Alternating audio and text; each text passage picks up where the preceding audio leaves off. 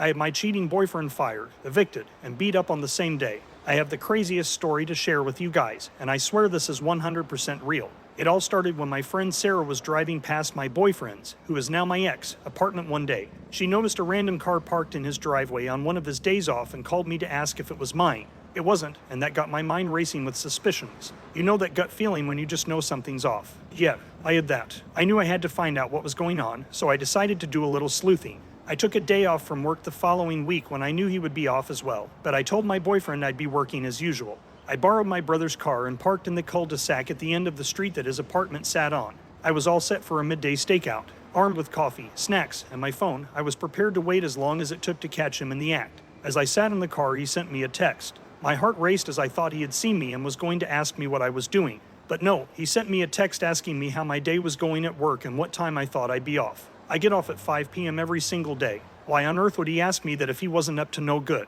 I told him 5 p.m. just to let him know that he had plenty of time to do whatever he was really up to. What a jerk. Anyway, about an hour into my stakeout, I saw a shiny red car pull into his driveway. A young, stunning blonde girl got out, adjusting her tight skirt and blouse, and was met at the door by my boyfriend. He even had the audacity to give her a kiss on the cheek. I felt like I had been punched in the gut, and my hands were shaking with anger. But I took a deep breath and decided to think this all through. I looked up some articles on my phone to see how other people had handled things. It became apparent to me rather quickly that the general consensus was that once someone starts cheating that it would not end, and that the best thing to do was to walk away and be done with it. They said to be the bigger person and to let it all go. Screw that. This jackass does this to me and I'm just supposed to walk away. No way in hell, girlfriends. So I quickly came up with a plan. Step one of my plan was to get him fired. It just so happened that his boss Tom and I had been friends since high school, so I knew I could trust him with the truth. I called Tom and told him everything I had seen. As we talked, Tom revealed that my ex had been calling in sick even on days when he was supposed to be working, and their company was falling behind in their production quotas because of it.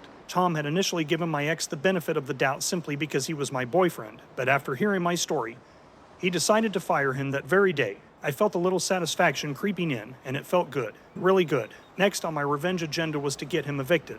This one would be easy. My ex had been smoking weed for a while, and even though it was legal, growing it in his apartment definitely wasn't and was grounds for immediate and irrevocable eviction per the lease agreement. So I contacted his landlord, Mr. Johnson, and informed him about the illegal grow operation. I already had pics of his plants on my phone that he had sent me. They looked good and he was proud of them. It was no big deal to me otherwise. We should be able to grow our own plants, but now it had become a weapon of his continued demise. Mr. Johnson was furious and immediately sent an intent to evict notice to my ex's email account.